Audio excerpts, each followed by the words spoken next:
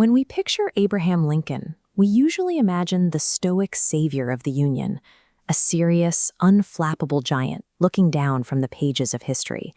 He is literally carved into the American landscape, cemented into the mountainside alongside other mythological founding fathers. We carry his image in our wallets every day, interacting with the rigid, unsmiling icons staring back at us from a $5 bill. History books often smooth out the rough edges of flesh and blood humans until they resemble these flawless statues. But if you look past the monument, you uncover a person who is significantly more complex than the stone suggests.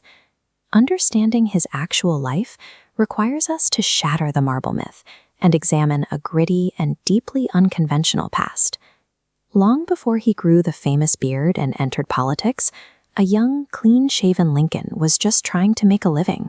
In his youth, he worked as a licensed tavern bartender, spending his days pouring drinks and swapping stories with his working-class neighbors. He also channeled his physical strength into competitive wrestling. This diagram visualizes his record on the mat.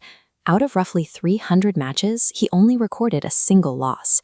He was so physically dominant that he once defeated the reigning champion of Illinois while actively serving his term in the state legislature.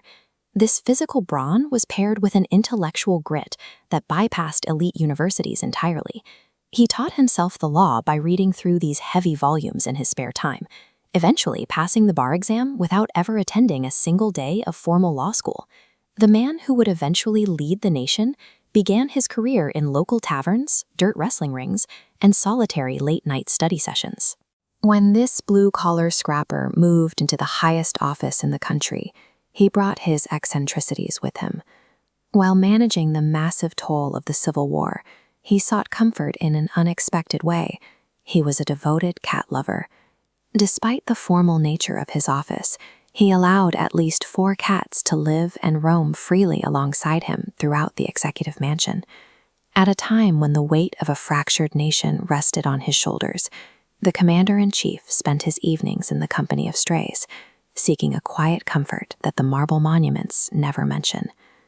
Lincoln also harbored a profound psychological burden, a lifelong, paralyzing fear of being buried alive.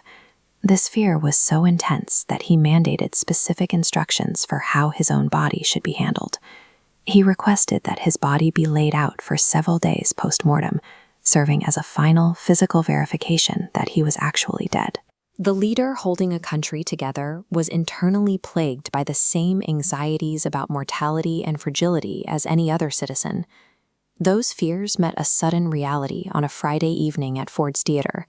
His death shocked the nation, marking the first time in United States history that a president was assassinated.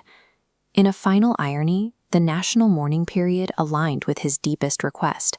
His body was transported and laid out in public view for days as millions came to say goodbye, ensuring that his life had truly ended. When you look at this familiar face now, the stoic monument should feel a little less like cold stone. Lincoln was a bartender, a wrestler, and a man who sought the company of cats while bearing the heaviest burden in American history. It is the existence of that messy, vulnerable person alongside the legendary leader that makes his story worth remembering.